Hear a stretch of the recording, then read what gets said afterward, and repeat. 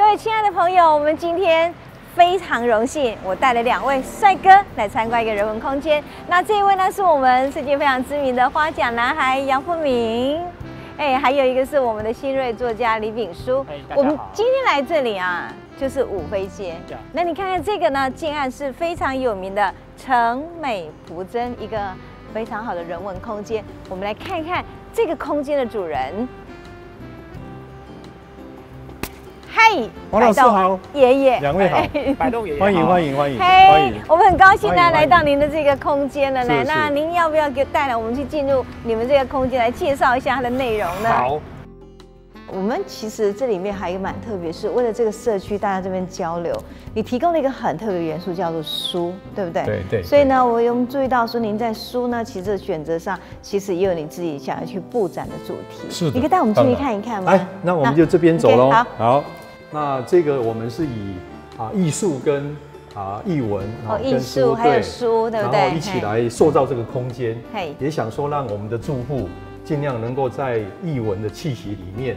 然后成为他们交流的空间哦，这很特别哦，跟一般人家艺文交流的主题就是很相近了。是的，那您的书很特别，你看台南，看到没有？通通都是台南耶。所以你在选这里头，其实是每一个专柜的选书是有特别的设计，是不是？是。那我想说，我们不是一般的书店嘛，所以我们整个书墙没有办法容纳很多的书籍，是。所以我们只要找出几个主题。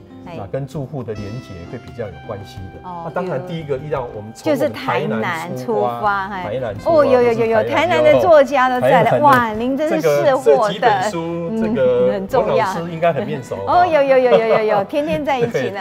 其实那从台南其实很有趣，我看到你那边还有一个关于台南的地景啊。对，关于台南的一个区域的介绍，还蛮特别的哈。慢慢它会走入这个比较生活化的。对，那这个还有，其实还有，我看这里也很特别，是属于一个艺术的台南生活哦，就是台南，然后地景，然后生态，然后生活，哇，这个很周全。那最上面一层都是历史。哦，真的哈，都是历史，就是你觉得历史的本身它的重要性对。那这里还有建筑呢，对不对？好，那这个就是一大笔都是建筑的。对我来讲，你的梦想我知道，你的梦想，我的梦想是成为一个建筑师。对，可是就是不爱念书，所以考不上。但是我也希望把建筑的专业跟一些建筑方面的概念给住户也能分享。所以在这个建筑的部分当然我没有办法摆很多，可是我要特别跟各位介绍其实这一本是安藤忠雄，可是这一本呢，哇，这么重！这个贝聿铭这个全集哦，贝聿铭这个世界级的大师在去年才过世，对。然后这本书出来大概只有3个月至5个月左右吧。那我就买了2本，一本放我家的书柜，一本就放这儿。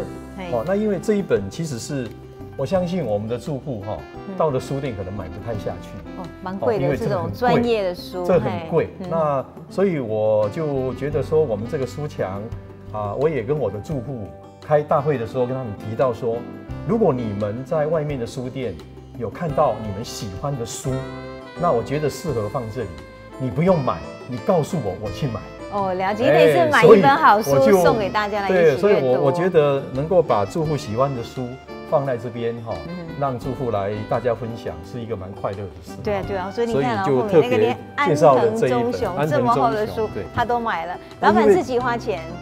我觉得很快乐啊，买书给住户，对不对？让大家可以。所以我说希望他们自己去找书，因为这一道墙基本上这个空间都是属于住户的，对，因为已经交屋了嘛，是住户的，所以住户希望这一道墙里面是什么书，他们愿意看，这个很重要。对。所以我来策划这些书，不一定是他们100%都喜欢，对，可是他们自己看到喜欢的书，就告诉我，我去买。所以这一个书墙。其实我觉得是可能是一个时间就会换一些书，所以它会是流动性的一个书墙。但是我觉得你的整个主题是还真的不错，从台南出发，这人文地景之外，你看到你还一整套都是这个历史的书哈，这还有很多是有关养生的啦，或者是儿童的绘本，那我觉得这真的蛮好。